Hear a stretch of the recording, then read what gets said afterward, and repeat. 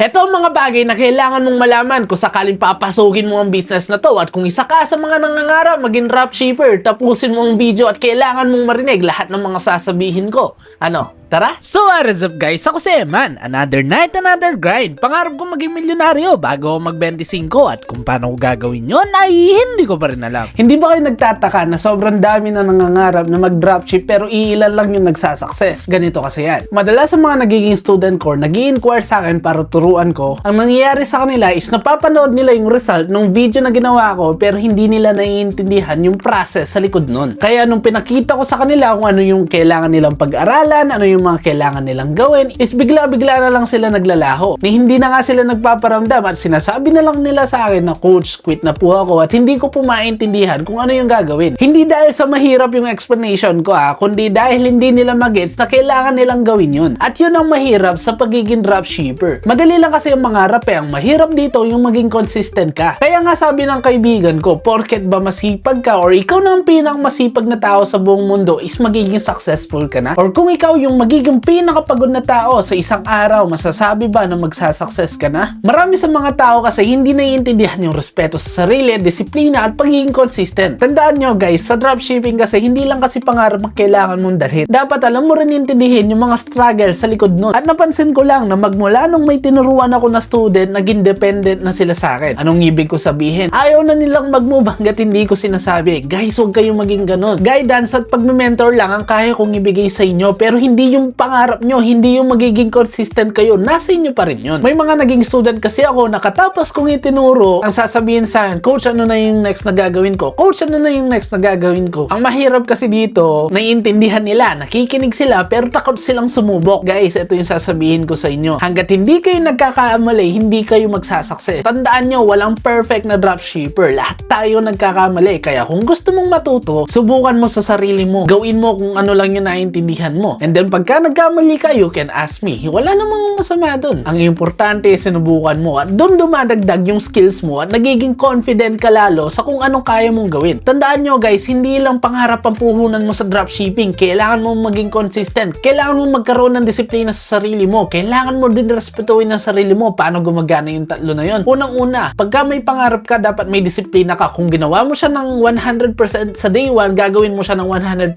sa day 2. Gagawin mo pa rin siya ng 100% sa effort mo kahit dumating yung pang 100 days. Respeto. Tandaan mo na pag umabot na yung kahit ilang taon pa yan, pagka sumuko ka, wala kang respeto sa sarili mo. Kaya lagi nyung tatandaan guys, ang dropshipping is a business pa rin. Kailangan mo siyang galawin, kailangan mo siyang paghirapan, at kailangan mo siyang matutunan. At wag ka nang matatakot na magkamali dahil dyan din ako natuto. Alam nyo yan guys, sa lahat ng mga nanonood sa akin, nagsimula ako na mag-isa lang. Walang nagturo, walang naging mentor, sariling sikap lang. Minaximize ko lang lahat ng mga resources ko, kaya nandito ako ngayon. At tandaan nyo na hindi ko yan ipagkakait sa inyo, kaya kung meron kang tanong sa akin, i-follow mo na ako at mag-comment ka na dyan at pag-usapan natin ang pangarap mo.